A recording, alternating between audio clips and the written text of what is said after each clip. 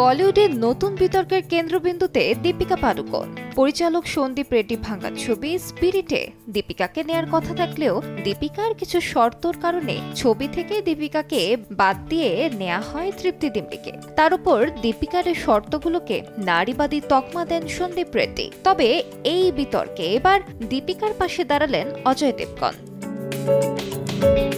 Animal এবং কবির সিং এর পর ফের তেলুগু ইন্ডাস্ট্রিতে ফিরেছেন সন্দীপ রেড্ডি ভাঙ্গা। দক্ষিণী তারকা প্রভাসকে নিয়ে তৈরি করছেন নতুন ছবি স্পিরিট।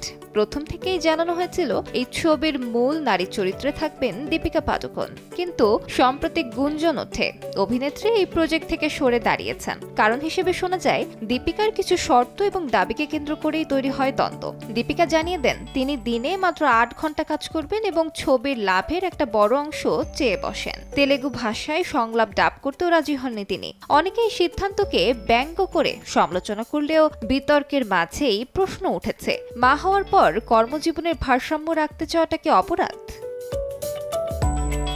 এই বিতর্কে এবার দীপিকার পাশে দাঁড়ালেন অজয় দেবগন। সম্প্রতি মা ছবির ট্রেলার প্রকাশ অনুষ্ঠানে কর্মরত মায়েদের কর্মঘণ্টা নিয়ে কথা বলতেই অজয় বলেন, এতে খারাপ কিছু নেই। বেশিরভাগ সৎ চলচ্চিত্র নির্মাতার এতে সমস্যা হওয়ার কথা নয়। মায়েরা যে কোনো পেশাতেই 8 থেকে 9 ঘন্টা কাজ করেন। আলিশা ইসলাম, সময় সংবাদ।